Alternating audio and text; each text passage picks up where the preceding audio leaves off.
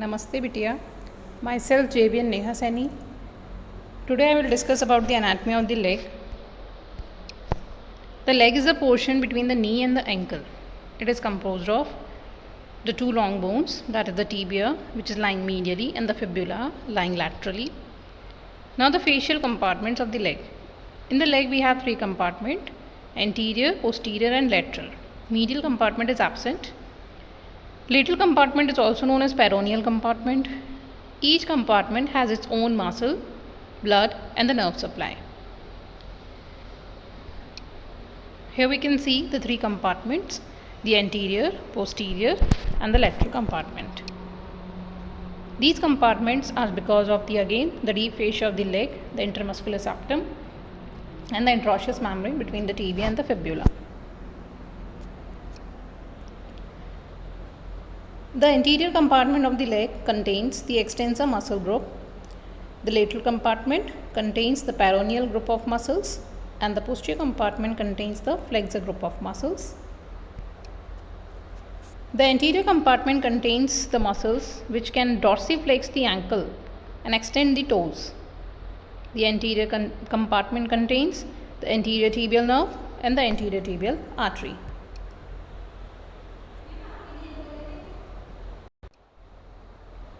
The innervation of the anterior compartment is by deep peroneal nerve, also known as fibular nerve. The anterior compartment contains the tibialis anterior, extensor hallucis longus, extensor digitorum longus, fibularis tertius. These muscles are depicted over here, the anterior compartment muscles. So individually we will cover these muscles. First is the tibialis anterior. It arises from the lateral condyle of tibia, upper half of the lateral surface of tibia and the interosseous membrane between the tibia and the fibula. Insertion is on the medial uniform base of first metatarsal bone. Nerve supply is same, that is the deep fibular nerve. Action is dorsiflexion and inversion. Then we have extensor digitorum longus. Origin is from the lateral condyle of tibia, anterior half of middle 2/4 of medial surface of fibula and the interosseous membrane between the two. Insertion is on the dorsum of base of middle phalanx, dorsum of base of distal phalanx of the toe. Nerve supply is by the deep peroneal nerve. Then we have extensor hallucis longus. It arises from the posterior half of middle 2/4 of the medial surface of fibula. Insertion is on the distal phalanx of the great toe. Nerve supply is by the deep peroneal nerve. Action is extension of the great toe and dorsiflexion of the ankle. This is the extensor hallucis longus tendon. Then the fibularis tertius. It arises from the distal 1/4 of the medial surface of the fibula and the interosseous membrane. Insertion is on the dorsum of the shaft of fifth metatarsal. Nerve supply is by the deep peroneal nerve. Action is eversion and weak ankle dorsiflexor. Now we come to the lateral compartment of the leg. The lateral compartment contains the muscles which can evert the foot. The nerve supply over here is the superficial peroneal nerve. Blood supply. There is no major artery in the lateral compartment. Here the muscles are supplied by the muscular branches arises from peroneal artery, which is a branch of posterior tibial artery, and the nerve supply is the superficial peroneal nerve. The muscles over here are the peroneus longus and the peroneus brevis. The peroneus longus or the fibularis longus arises from the head of fibula, upper 1/3 and posterior half of the middle 1/3 of the lateral surface of fibula. Its tendon courses behind the lateral malleolus, underneath the fibular trochlea and lies in the groove in the cuboid bone. In the diagram we can see the passage of the tendon of peroneus longus under surface of the cuboid.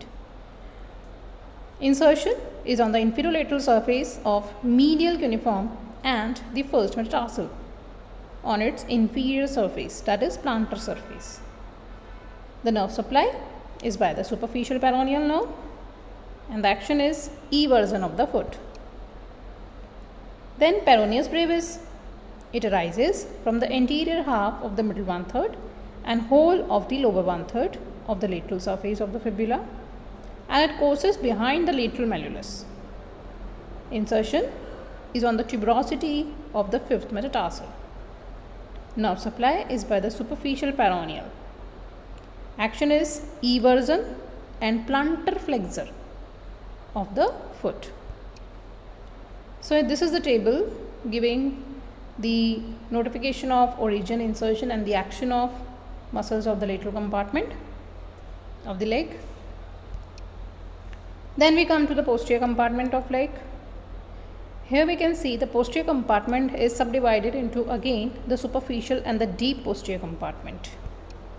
The superficial posterior compartment includes the short saphenous vein, the peroneus communicating branch of the common peroneal nerve, medial cutaneous nerve of the calf and the sural nerve. The innervation in the posterior compartment is by the tibial nerve. The muscles over here are gastrocnemius, plantaris and the soleus. Now first we come to the gastrocnemius muscle. This muscle has two heads of origin, the medial and the lateral head. Medial head arises from the depression at the upper and posterior part of the medial condyle of femur and continuing behind the adduct tubercle to a slightly raised area on the posterior surface of the femur. Lateral head arises from the lateral surface of the lateral condyle of femur and lower part of the corresponding supracondylar line. Insertion, it receives the tendon of soleus on its deep surface to form Achilles tendon to attach to the middle of the three facets on the posterior surface of calcaneus.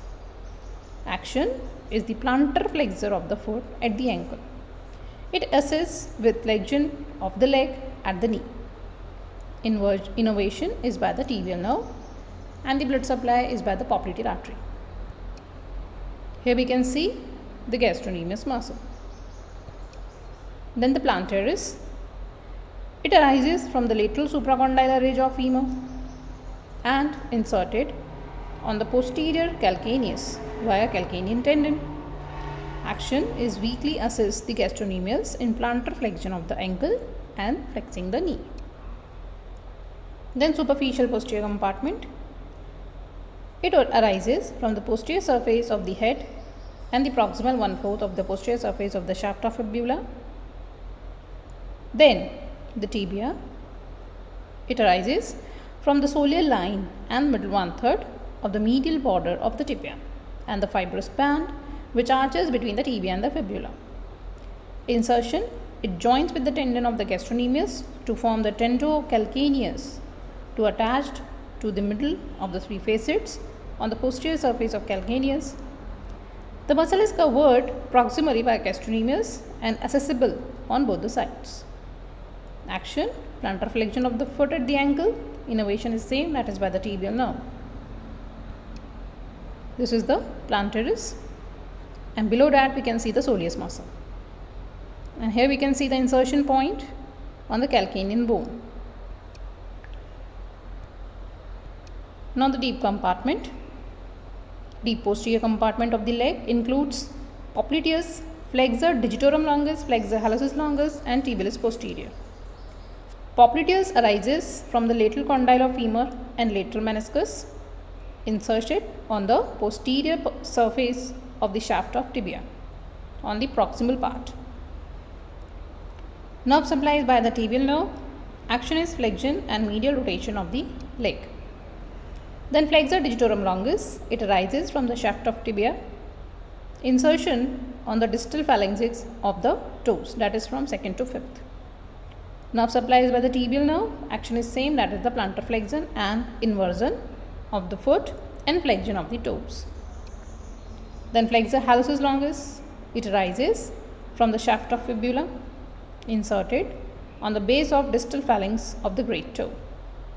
Nerve supply is by the tibial nerve. Action is plantar flexion, inversion and flexion of the toe. Then the tibialis posterior muscle, it arises from the shaft of tibia and the fibula and the interosseous membrane between the two. Inserted on the major tendon, insertion passes to the tuberosity of navicular. Posterior tendon slip pass to calcaneus, plantar surface of all the three cuneiforms, cuboid and to the base of second, third and fourth metatarsal. It is supplied by tibial nerve. Action is plantar flexion and inversion of the foot. Now the applied. The posterior tibial tendon syndrome. It is more common in women in the 6th decade of their life. The risk factors include obesity, diabetes, increased age, hypertension. The symptoms are early tenosynovitis, medial ankle foot pain and weakness, progressive loss of arch, lateral ankle pain due to subfibular impingement is a late symptom. This is the image showing you the posterior tibial tendon problems. Then the anatomy of the foot. Here we can see the two surfaces of the foot, that is the dorsum and the plantar. The proximal close to the ankle, distal away from the ankle. This is the dorsum of the foot. This is the cutaneous innervation of the foot. Here we can see the area supplied by that particular nerve. For example, the area 1 is supplied by the saphenous nerve, area 2 is supplied by the deep peroneal nerve on the dorsum and the plantar surface. On the dorsum of the foot, we have only one muscle, that is the extensor digitorum brevis. The blood supply over here is by the dorsal spadius artery and the nerve supply is by the deep and the superficial peroneal nerve. The extensor digitorum brevis arises from the anterior part of the upper surface of the calcaneus and from the inferior extensor retinaculum. Insertion is by 4 tendons into the proximal phalanx of the big toe and the long extensor tendons to second, third and fourth toes. Action is extension of the toes. Now the synovial sheaths of the extensor tendons on the dorsum of foot. We have a separate sheath for each tendon of tibialis anterior, extensor hallucis longus and the common sheath for extensor digitorum longus and peroneus tertius. It extends to the level of the base of 5th metatarsal bone. Then we have superior extensor retinaculum. It is a thickened band of the deep fascia in the lower part of the front of the leg above the ankle joint. Attachments medially to the lower part of the anterior border of the tibia and laterally to the lower part of the anterior border of the fibula. In the diagram we can see the superior extensor retinaculum. Then the function of this retinaculum is to keep the extensor tendons in contact with the lower end of the tibia during their contraction. Prevent the spring out of the extensor tendon during their contraction. Then we have the inferior extensor retinaculum, which is the lower extensor retinaculum. It is a capital Y shaped band of the deep fascia in the front of the ankle joint. Attachments. The lateral end, that is the stem of the Y, is attached to the anterior part of the upper surface of the calcaneus, and medially the upper band is attached to the medial malleolus and the lower band passes to the medial side of the foot and fuses with the deep fascia of the sole. Now the structures which are passing deep to the extensor retinaculum from medial to lateral side includes Tom has very nice dog and pigeon.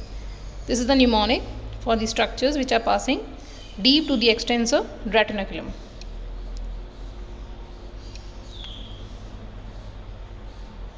Now the T stands for tibialis anterior, H stands for extensor hallucis, V, these include the vessel, that is the anterior tibial vessels, nerve, N for nerve, that is the deep peroneal, D for the extensor digitorum longus muscle, and P is for the peroneus tertius muscle. Then the peroneal retinaculum. On the peroneal side, that is the lateral side of the leg, we have the peroneal retinaculum. These are also two, the superior and the inferior peroneal retinaculum.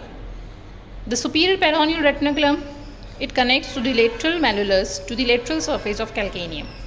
The structures passing deep to it includes the tendon of peroneus longus and the brevis in a common synovial sheath. Now the inferior peroneal retinaculum, it is attached to the lateral surface of the calcaneum.